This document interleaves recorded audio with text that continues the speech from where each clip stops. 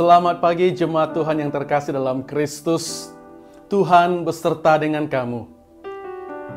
Saya gembira apabila mereka berkata kepada saya, "Hai, marilah kita menyanyi kepada Tuhan." Allah itu roh. Kemudian kepada Allah Bapa, Anak, dan Roh Kudus.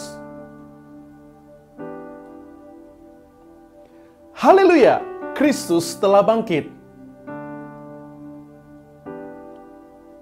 Mari bersama-sama kita doa untuk kesucian.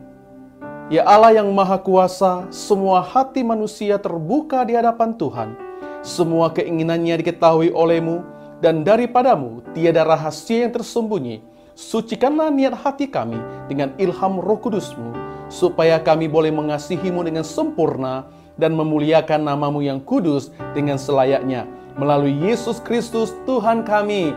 Amin. Mari kita bersama-sama menaikkan pujian bagi Tuhan Allah kita. Haleluya. Mari kita terus memuji dan memuliakan Allah kita, karena perbuatannya ajaib bagi kita. Haleluya.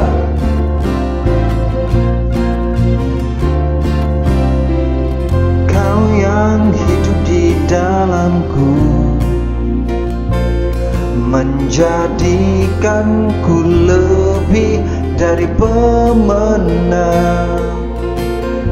Seluruh bumi tinggikan nama-Mu, menyatakan kebesaran-Mu dan keagungan-Mu. Yesus Tuhanku pemenang, Raja segala raja. Perbuatan-Mu ajaib dan perkasa. Kaulah Tuhanku yang hebat, kuasa iblis dikalahkan, surga bumi bersorak. Yesus Tuhanku pemenang, Raja segala raja. Perbuatan-Mu ajaib dan perkasa. Kaulah Tuhanku yang hebat, kuasa iblis dikalahkan, surga bumi bersorak. Kuasa iblis dikalahkan, surga bumi bersorak. Kuasa iblis dikalahkan, surga bumi bersorak.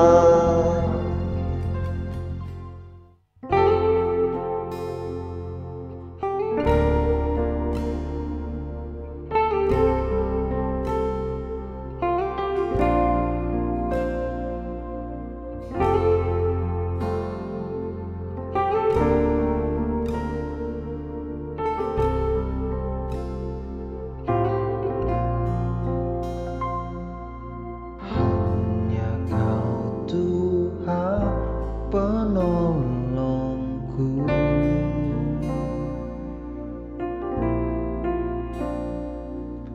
yang selalu setia bersamaku.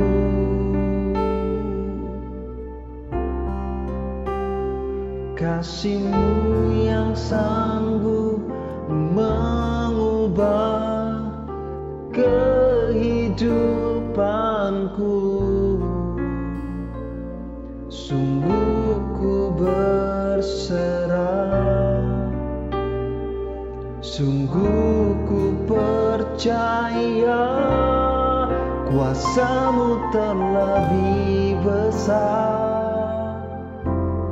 Tuhanku terlebih besar, tak pernah terlambat janji-Mu ya Tuhan menolong hidupku.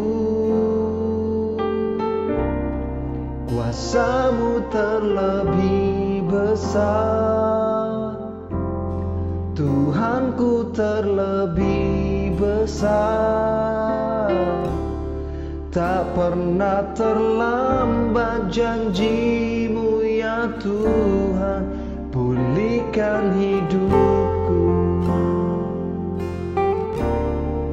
Oh.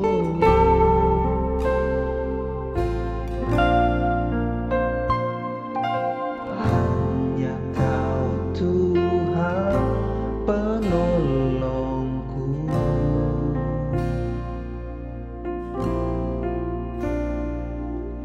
yang selalu setia bersamaku.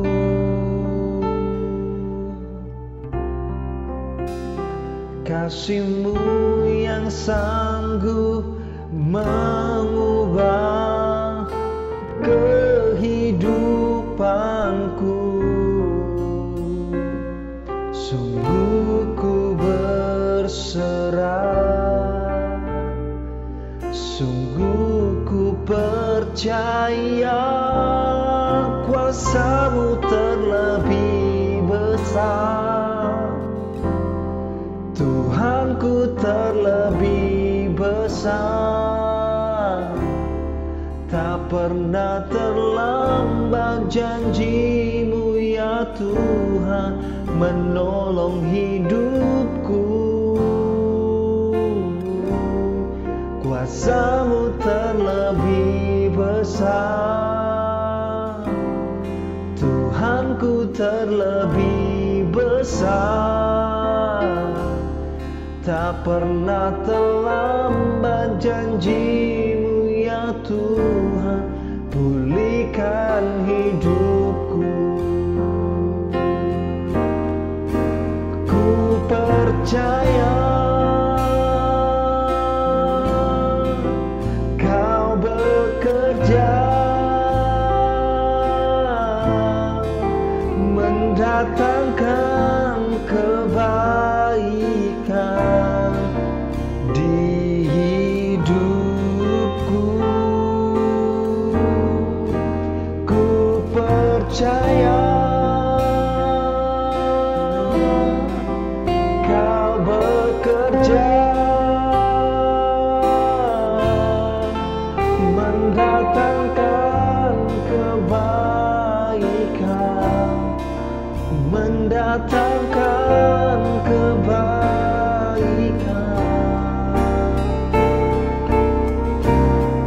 Kuasa-Mu terlebih besar, Tuhanku terlebih besar, tak pernah terlambat janji-Mu ya Tuhan menolong hidupku. Kuasa-Mu terlebih besar,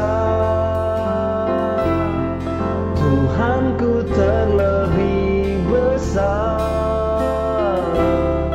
tak pernah terlambat janji-Mu ya Tuhan, pulihkan hidupku.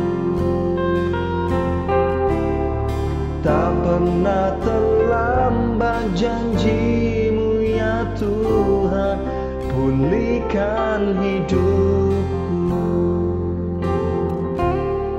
Tak pernah terlambat janji-Mu ya Tuhan, pulihkan hidupku.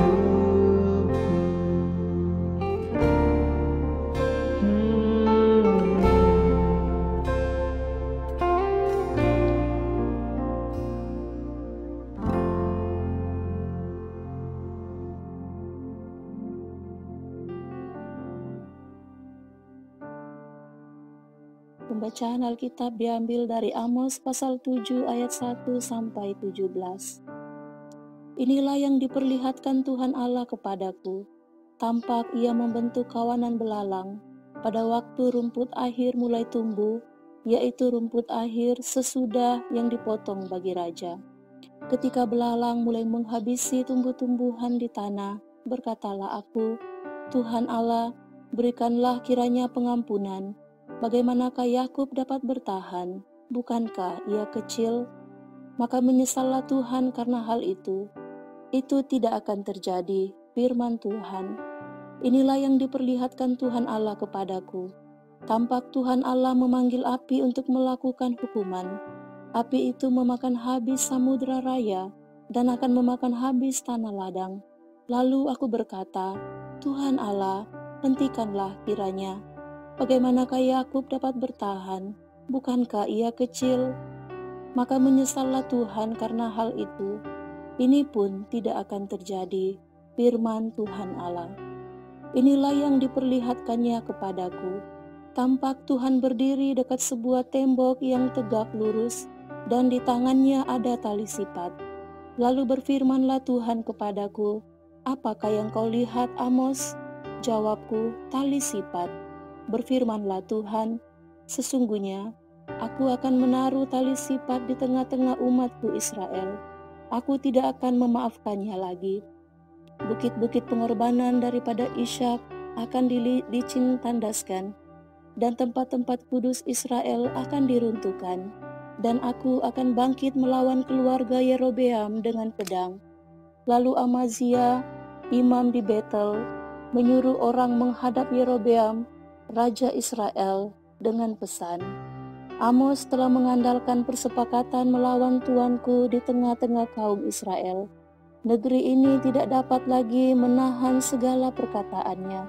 Sebab beginilah dikatakan Amos, Yerobeam akan mati terbunuh oleh pedang, dan Israel pasti pergi dari tanahnya sebagai orang buangan. Lalu berkatalah Amazia kepada Amos, pergilah, penyalah ke tanah Yehuda, carilah makananmu di sana, dan bernubuatlah di sana. Tetapi jangan lagi bernubuat di Betel, sebab inilah tempat kudus raja, inilah bait suci kerajaan. Jawab Amos kepada Amazia, aku ini bukan nabi, dan aku ini tidak termasuk golongan nabi, melainkan aku ini seorang peternak dan pemungut buah ara hutan. Tetapi Tuhan mengambil aku dari pekerjaan menggiring kambing domba. Dan Tuhan berfirman kepadaku, pergilah, bernubuatlah terhadap umatku Israel. Maka sekarang, dengarlah firman Tuhan. Engkau berkata, janganlah bernubuat menentang Israel, dan janganlah ucapkan perkataan menentang keturunan Ishak. Sebab itu beginilah firman Tuhan, istrimu akan bersundal di kota, dan anak-anakmu laki-laki dan perempuan akan tewas oleh pedang. Tanahmu akan dibagi-bagikan dengan memakai tali pengukur. Engkau sendiri akan mati di tanah yang najis, dan Israel pasti pergi dari tanahnya sebagai orang buangan. Demikianlah firman Tuhan.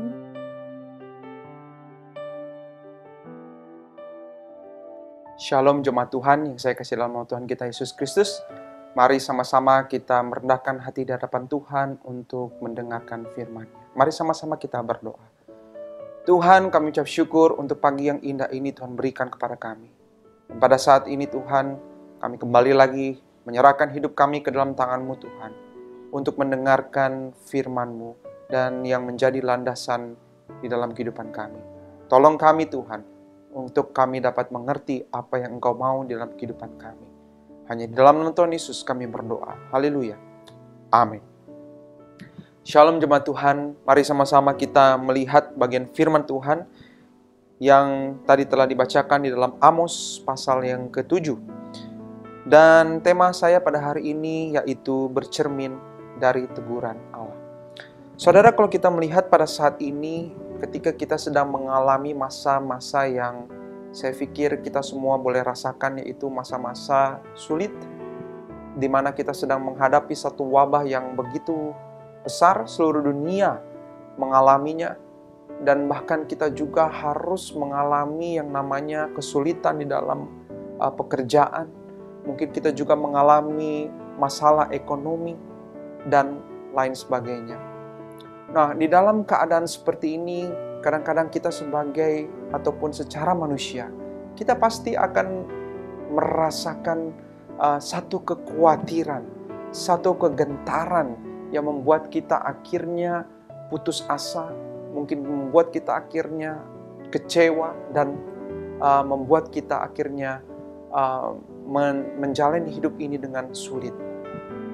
Nah, saudaraku yang saya kasih dalam nama Tuhan, tetapi justru di dalam keadaan seperti ini kita mau melihat dan kita mau belajar apa yang sebenarnya Tuhan mau lakukan di dalam kehidupan kita ketika Dia mengizinkan wabah ini terjadi di dalam kehidupan kita. Mungkin beberapa orang menghadapi wabah seperti ini, mereka merasa bahwa mungkin Tuhan sedang menghukum, ataupun Tuhan sedang mengajari kita, ataupun Tuhan sedang memberikan satu teguran yang keras di dalam kehidupan kita. Saudaraku yang saya kasih dalam nama Tuhan, saya mau mengatakan kepada kita semua, ya, bahwa sebenarnya kalau kita melihat keadaan sekarang ini, Tuhan mau kita lebih melihat kembali kepada Allah yang ada di dalam hidup kita, yaitu Yesus Kristus. Tuhan mau kita lebih memfokuskan diri kita. Tuhan mau mengarahkan kita lebih peka, lebih dekat lagi dengan tujuan Allah di dalam kehidupan kita sebagai orang-orang percaya. Oleh karena itu, kalau kita melihat di sini Bapak Ibu sekalian, bahwa ketika Amos sedang ada di dalam satu dilema besar, ketika Tuhan memilih dia sebagai nabinya untuk menegur bangsa Israel yang saat itu jauh daripada hadapan Allah. Oleh karena itu, di dalam Amos 7 ini kita akan melihat bagaimana Amos itu meminta belas kasihan kepada Tuhan atas bangsanya. Dan bagaimana juga kita akan melihat Allah melakukan hal yang luar biasa di dalam kehidupan bangsa Israel untuk mengubah kehidupan bangsa yang dipilihnya. Oleh karena itu Bapak sekalian, kita akan melihat ada beberapa hal bagaimana kita bisa bercermin daripada teguran Allah di dalam kehidupan kita. Yang pertama kita lihat yaitu, dengarlah teguran Allah. Di dalam ayat yang pertama di sana dikatakan, inilah yang diperhatikan Tuhan Allah kepadaku. Tampak Ia membentuk kawanan belalang pada waktu rumput akhir mulai tumbuh, yaitu rumput akhir sesudah yang dipotong bagi raja. Saudaraku yang saya kasih dalam nama Tuhan, ketika bangsa Israel pada saat itu sudah jauh daripada Tuhan, maka muncullah penglihatan, muncullah satu teguran yang Tuhan berikan di dalam kehidupan bangsa Israel. Nah, teguran ini dimunculkan di dalam penglihatan yang dilihat oleh Amos pada saat itu. Penglihatan yang pertama yang dilihat Amos di sini adalah tampaklah Ia membentuk kawanan belalang. Saudara, yang pertama ini adalah belalang. Di ayat yang pertama dikatakan bahwa Allah membentuk kawanan belalang. Saudara, mengapa selalu muncul belalang saat penghukuman Tuhan? Saudara ketahui belalang itu bukanlah binatang yang besar, bukan binatang yang kuat atau binatang yang ganas seperti binatang yang lainnya. Namun binatang kecil ini dipakai Allah untuk menyatakan satu murka kepada orang-orang yang tidak mengikuti perintahnya.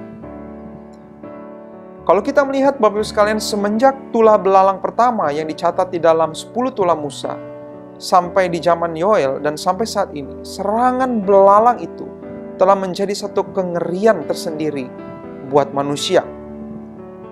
Kalau kita melihat bahwa kehancuran yang terjadi ketika belalang-belalang ini menyerang itu menimbulkan satu kerusakan yang begitu dahsyat dan sanggup membuat manusia itu mati kelaparan. Di dalam ayat yang kedua sana dikatakan, ketika belalang mulai menghabisi tumbuh-tumbuhan di tanah, berkatalah aku, Tuhan Allah, berikanlah kiranya pengampunan. Bagaimanakah aku dapat bertahan? Bukankah ia kecil? Maka menyesallah Tuhan karena hal itu. Itu tidak akan terjadi, firman Tuhan. Saudara, kalau kita melihat, ketika Amos melihat penglihatan yang pertama ini membuat Amos takut, membuat Amos berdoa dan berseru kepada Allah. Dan bahkan di sini kita melihat Amos meminta satu pengampunan kepada Tuhan untuk mewakili bangsanya. Dan kalau di sini kita melihat bagaimana Amos berkata, bagaimana Yakub dapat bertahan? Bukankah dia kecil? Dan ketika di situ juga dikatakan, maka menyesallah Tuhan karena hal itu semua. Dan ketika kita melihat ini Bapak Ibu sekalian, satu pelajaran yang luar biasa kita melihat ketika Allah menegur bangsanya melalui penglihatan yang dilihat oleh Amos. Apa yang dilakukan oleh seorang hamba ini? Dia merendahkan dirinya, dia menyerahkan dirinya di hadapan Tuhan. Dan bahkan yang paling luar biasanya saudaraku, dia berdoa mewakili semua bangsanya dan berkata kepada Tuhan, Tuhan ampunilah, ampunilah bangsaku, ampunilah kami semua. Oleh karena itu kalau kita melihat doa daripada Amos di sini, doa yang dipanjatkan oleh Amos itu bukanlah doa yang egois, bukanlah doa yang mementingkan kepentingannya sendiri. Tapi justru Amos berdoa kepada Tuhan, itu adalah doa yang mencangkup kepentingan bersama, kepentingan orang lain. Dan bukan hanya itu saja, justru Amos melakukan doanya kepada Tuhan, dia mengingat bahwa manusia adalah manusia yang terbatas. Bangsa Israel adalah manusia ciptaan Tuhan, yang dimana mereka bisa melakukan kesalahan di mata Tuhan. Dan Amos berdoa kepada Tuhan, Tuhan ampunilah kami. Kami memang bersalah. Di dalam doa Amos ini kita boleh melihat bahwa sebenarnya kita disadarkan bahwa kita sebagai umat manusia ini adalah umat yang berdosa. Dan kita memerlukan pengampunan daripada Tuhan. Ayat yang keempat di sana dikatakan, inilah yang diperlihatkan Tuhan Allah kepadaku. Tampak Tuhan Allah memanggil api untuk melakukan hukuman. Api itu memakan habis samudera raya dan akan memakan habis tanah ladang. Lalu aku berkata, Tuhan Allah, hentikanlah kiranya. Bagaimanakah Yakub dapat bertahan? Bukankah ia kecil? Maka menyesallah Tuhan karena hal itu. Ini pun tidak akan terjadi, firman Tuhan Allah. Saudara, penglihatan yang kedua itu lebih mengerikan daripada penglihatan yang pertama. Di mana kalau di sini kita melihat bahwa api menghanguskan samudera raya, bahkan menghabiskan tanah ladang dan semua isi yang ada pada saat itu. Di sini di ayat keempat kita melihat bagaimana Amos itu sekali lagi dia berdoa kepada Tuhan. Di mana Amos, kalau saya mau bahasakan, dia berlutut di hadapan Tuhan dengan menyadari bahwa dirinya dan juga bangsanya adalah umat yang berdosa. Dan dia mengatakan kepada Tuhan, Tuhan ampunilah kami. Saya pikir tahap inilah tahap di mana Amos betul-betul bersujud kepada Tuhan untuk mengatakan kepada Tuhan dengan kengerian yang luar biasa ini, Tuhan ampuni kami. Saudara, api ini yang mengartikan satu penghancuran, satu kematian, satu kebinasaan umat manusia yang berdosa.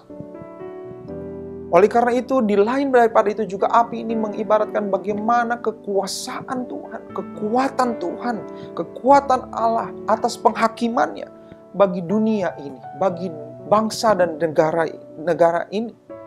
Negara yang bangsa yang ada saat itu, bangsa Israel. Dan kalau saya bisa membayangkan sekalian, apa yang dipikirkan Amos pada saat itu, ketika Allah mau menghancurkan bangsanya, dengan penghakimannya yang begitu mengerikan, yang telah menghancurkan kota Sodom dan Gomora, yang memusnahkan bangsa Israel juga, maka segeralah di situ Amos bersujud, berlutut kepada Tuhan, dan sekali lagi dia berkata, Tuhan, ampunilah kami. Bagaimana Yakub akan bertahan? Bukankah dia kecil? Maka di sana kita melihat sekali lagi Allah menyesal karena hal itu, dan penghakiman ini pun tidak terjadi.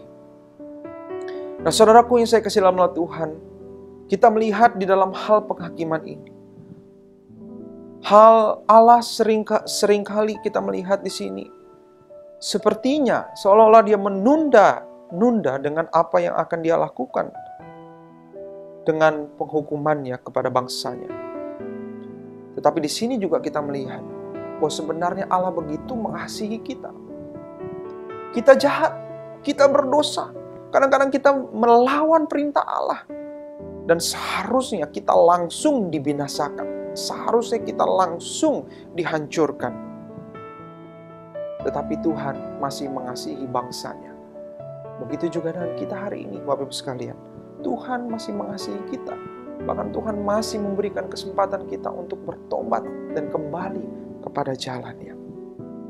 Begitu besar kasih Allah di dalam kehidupan kita.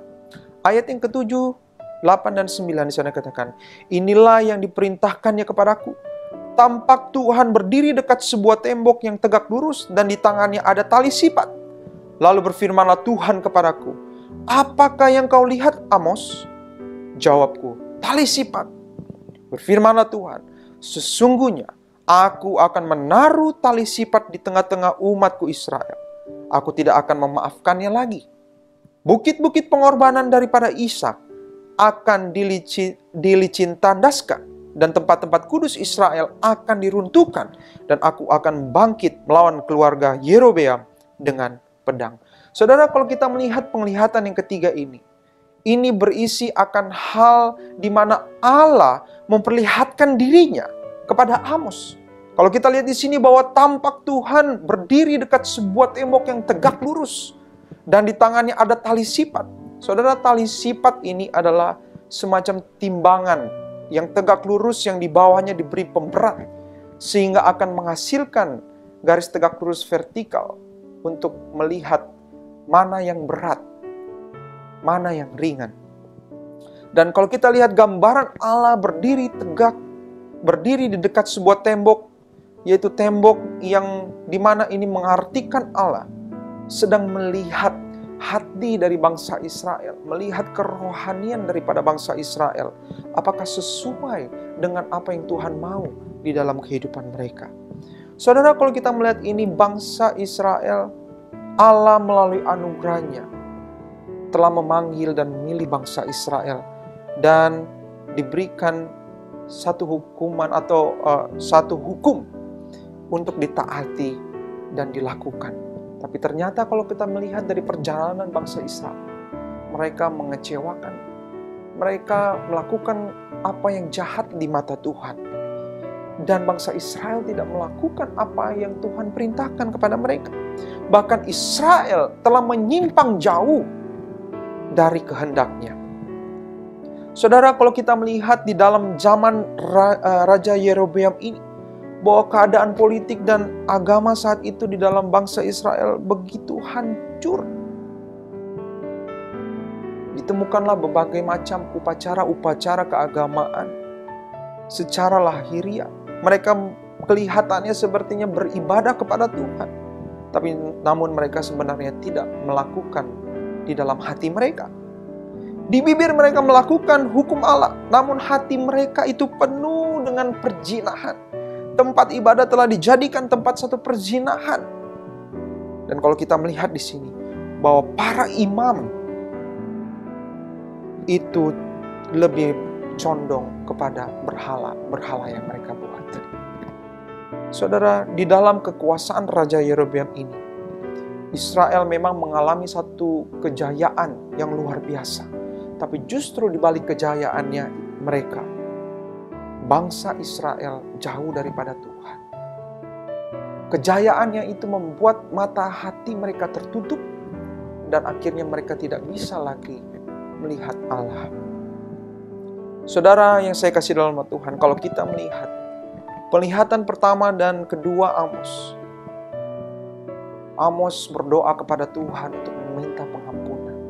Tetapi di penglihatan yang ketiga ini, saya rasa Amos hanya mungkin ini yang saya bahasakan dalam pikiran saya. Mungkin Amos sudah berkata, Tuhan, saya tidak bisa berkata apa-apa. Inilah yang terjadi, Tuhan. Hati hamba sedih dengan melihat keadaan bangsa ini yang jauh daripada Tuhan. Saudaraku, di dalam penglihatan ketiga ini adalah satu penghakiman yang Tuhan berikan kepada bangsa Israel. Bahwa mereka tidak mengikuti perintah Tuhan. Saudaraku, bahwa ketika kita melihat memang Allah menyesal dengan perbuatannya, tapi bukan berarti kata menyesal di sini Tuhan tidak mengetahui apa yang Dia lakukan. Tapi justru di sini lebih mengatakan kepada kita. Ini menjadi satu gaya percakapan kepada manusia yang telah jatuh ke dalam dosa. Artinya Tuhan masih memberikan kesempatan kepada mereka untuk bertobat, untuk kembali kepada jalannya. Dan di sini sebenarnya kata menyesal ini ada kandungan kasih Allah di dalamnya. Di mana Allah mau mengatakan kepada kita semua, aku masih mengasihimu. Tapi mengapa engkau mengecewakan hatiku, mendukakan hatiku? Saudara, dari ketiga penglihatan ini kita boleh melihat dan belajar bahwa Allah sebenarnya sedang menegur bangsanya untuk kembali dan bertobat kepada jalan yang telah diberikan Allah kepada manusia. Manusia masih egois dan merasa bahwa dirinya tidak memerlukan Tuhan. Tapi hari ini kita belajar. Pada saat ini kita belajar bahwa melalui apa yang kita alami dengan wabah corona sekarang ini sedang merabak di Indonesia juga. Kita belajar bahwa Tuhan sebenarnya sedang mengarahkan kita kepada satu tujuan yang jelas, kepada satu arah yang jelas, di mana yang kejelasan ini adalah Yesus Kristus sebagai fokus utama kita. Tuhan di sini mengajarkan kepada kita melalui Amos bahwa sebenarnya menjadi tujuan utama bukanlah perayaan-perayaan yang besar, bukanlah satu ritual-ritual agama yang besar, tapi justru yang menjadi fokus bagi kita semua, bagi orang-orang percaya adalah Yesus. Bagaimana hati kita boleh segenap hati kita, segenap jiwa kita sungguh-sungguh mengasihi Tuhan. Dan inilah kesempatan kita untuk melihat kembali, untuk boleh melihat kembali, bercermin kembali dari teguran Allah, dari firman Allah, di mana kita boleh bertobat, berbalik kepada jalan yang diberikan oleh Tuhan. Saudara, marilah saya mengajak kepada kita semua. Ayo kita bertobat dan kembali kepada jalannya. Saya yakin dan percaya ketika kita bertobat dan kembali kepada jalannya, kita berdoa sungguh-sungguh kepada Tuhan, ampuni saya, ampuni kami Tuhan, ampuni bangsa kami Tuhan. Maka saya yakin dan percaya bahwa Tuhan akan memulihkan kehidupan kita, memulihkan bangsa kita, memulihkan negara kita. Itu yang pertama, saudara. Lalu poin yang kedua yang terakhir, ketika kita bercermin dari teguran Allah, apa yang harus kita lakukan? Yaitu kita harus melakukan perintah Allah. Di dalam ayat yang ke-10 kita lihat, di sana dikatakan, lalu Amazia, imam di Betel, menyuruh orang menghadap Yerobeam, raja Israel, dengan pesan, Amos telah mengadakan persepakatan melawan Tuanku di tengah-tengah kaum Israel. Negeri ini tidak dapat lagi menahan segala perkataannya.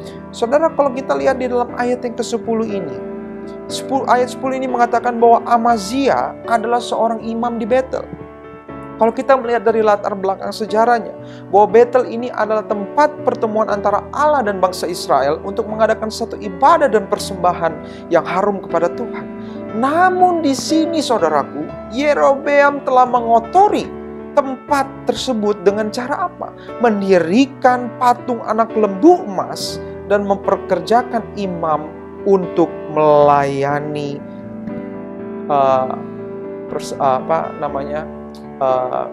patung lembu emas ini. Jadi kalau kita lihat di sini Bapak Ibu sekalian, Imam Amazia adalah imam untuk anak patung lembu emas yang ditempatkan oleh Raja Yerobeam kedua untuk meneruskan jabatan imam sebelumnya yang telah ditempatkan oleh ayahnya yang bernama Yerobeam pertama. Maka kita tahu bahwa orang yang dipilih oleh imam menjadi seorang imam itu bukan ditentukan oleh manusia, tapi oleh Allah sendiri.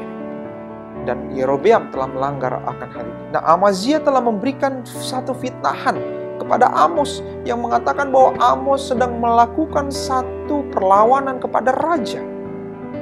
Saudara, seorang nabi Allah yang dipilih oleh Tuhan telah difitnah oleh seorang imam, yaitu Imam Amazia. Ayat 11. Ketika Amos difitnah oleh mereka, apa yang dikatakan oleh Amos di ayat yang 11, 12, dan 13? Sebab beginilah dikatakan Amos, Yerobeam akan mati terbunuh oleh pedang, dan Israel pasti pergi dari tanahnya sebagai orang buangan. Lalu berkatalah Amazia kepada Amos, lihat, pergilah, hanyalah ke tanah Yehuda. Carilah makananmu di sana dan bernubuatlah di sana. Tetapi jangan lagi bernubuat di Betel, sebab inilah tempat kudus Allah, ke tempat kudus raja. Inilah bait suci kerajaan. Saudara, kalau kita melihat ayat ini, Yerobeam sangat jahat dan juga Amazia terlebih-lebih. Tetapi apa yang dilakukan oleh Amos di sini itu adalah hal yang luar biasa. Amos tetap menjalankan tugas yang diperintahkan Allah untuk memberitakan satu teguran, satu hal yang menegur mereka untuk melihat kembali jalan Tuhan. Amos menegur Raja Yerobeam. Dikatakan di sana dia bernubuat bahwa Yerobeam akan mati terbunuh, tapi nubuatan ini tidak diindahkan oleh mereka. Dan kalau kita melihat ketika di sepanjang sejarah sejak dari awal sampai sekarang, seorang pemberita pasti akan difitnah, selalu ditolak. Ditambah dengan kondisi kalau kita melihat pada saat itu bangsa Israel, ketika dia ada di dalam Raja Yerobeam kedua, memang pada saat itu puncak kejayaannya bangsa Israel. Tetapi disinilah justru kejatuhan mereka, di mana kekayaan itu membutakan mereka semua. Seorang imam harusnya membimbing bangsanya ke dalam jalan yang benar, tapi mereka telah dibutakan oleh kekayaan-kekayaan yang ada saat itu. Nah, saudaraku, kita bisa melihat di sini. Ketika Amazia berkata kepada Amos, lihat, pergilah nyalah ke tanah Yehuda, carilah makananmu di sana dan bernubuatlah di sana.